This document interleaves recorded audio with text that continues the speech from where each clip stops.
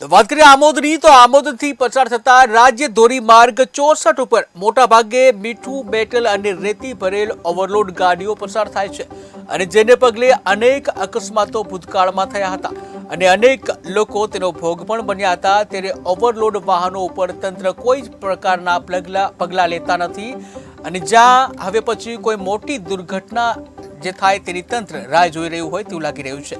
ત્યારે સવાલો જે પ્રજામાં ઊભા થઈ રહ્યા છે, આખરે શા માટે કાર્યવાહી નથી કરવામાં આવતી?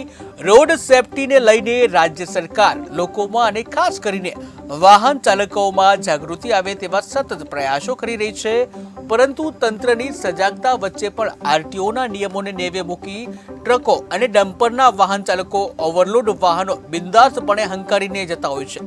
ત્યારે મીઠાની ગાડીઓ પર તાડપત્રી રાખ્યા વિના જ રસ્તા પર જ મીઠુંનું વેચાણ કરતી ચાલે છે અને જેને લઈને પણ અકસ્માતો થવાની ભીતિ સેવાઈ છે। તો ઓવરલોડ વાહનોને પગલે ભૂતકાળમાં અનેક નાના મોટા અકસ્માતો થયા છે અને જેમાં કેટલાય લોકોએ જીવ પણ ગુમાવ્યા છે। ત્યારે અત્રે ઉલ્લેખનીય છે કે થોડા દિવસ અગાઉ આમોદ મામલતદારે 2-3 ગાડીઓ સામે કાર્યવાહી કરતા વાહન ચાલકોમાં રીતસરનો ફફડાટ વ્યાપી જવા પામ્યો હતો। ત્યારે મામલતદાર સહિતને લાગતું વળગતું તંત્ર બેફામ બની રહેલા ઓવરલોડ ગાડીઓ પર જે પસાર થતા જે વાહન ચાલકો છે તેમની સામે કાર્યવાહી કરશે કે કેમ તે સૌથી મોટો પ્રશ્ન છે કે કોઈ મોટી જાનહાનિ થવાની તંત્ર રાહ જોઈ રહ્યું છે।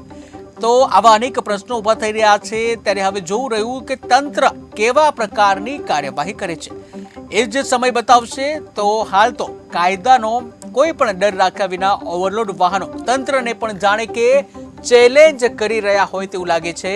ત્યારે કેટીવી ન્યૂઝ દ્વારા હાલ તો આ અહેવાલ પ્રસારિત કરવામાં આવ્યું છે। ત્યારે આમોદનું તંત્ર હવે જાગે છે કે પછી સૂઈ જ રહે છે તે હવે જોવું રહ્યું।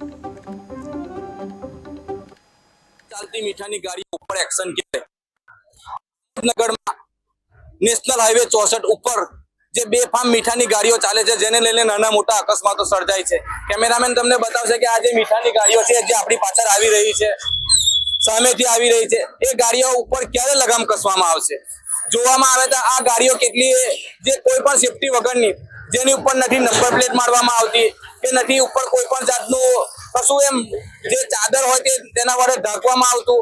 અહીંયા આગળ મીઠા સિવાય મેટલની મોટી મોટી ગાડીઓ, રેતીની ગાડીઓ, જે ઓવરલોડ ગાડીઓ ચાલે છે તેની ઉપર સરકાર દ્વારા ક્યારે અહીંયા આગળ જે કહી શકાય કે ઓવરલોડ ભરીને આ ગાડીઓ આવે છે, જેને લઈને આ રોડ સમગ્ર આખો જે કહી શકાય કે 7 થી 8 કરોડનો રોડ જે બનાવવામાં આવ્યો હતો તે ફક્ત અને ફક્ત 3 થી 4 દિવસની અંદર નિસ્તો નાબૂદ થઈ ગયો હતો।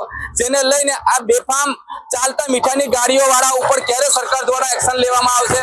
હાલમાં આમોદ મામલતદાર દ્વારા ગણતરીની ગાડીઓ પકડવામાં આવી છે, પરંતુ હજુ કેટલાક લોકો 90% લોકો જે ગાડીઓ કહી શકાય કે જે બેફામ ગાડીઓ જે ચાલી રહી છે અહીંયા આગળ, જેને લઈને અકસ્માતો સર્જાય છે, રોડ જે વધારે આવશ્યક રોડ હોય છે તેની પણ આવરતા ઘટી જાય છે અને 4 થી 5 મહિનાની અંદર રોડ તૂટી જાય છે। તો સરકારને લોકો દ્વારા એક મેસેજ આપવામાં આવ્યો છે કે આ રોડ વહેલી તકે બનાવવામાં આવે અને જે આ મીઠાની ગાડીઓ જે ચાલી રહી છે ઓવરલોડ, તેની ઉપર પણ કમર કસવામાં આવે। જાવેદ મલિકનો રિપોર્ટ, કેટીવી ન્યૂઝ ગુજરાતી, આમોદમાં બેફામ ચાલતી મીઠાઈ।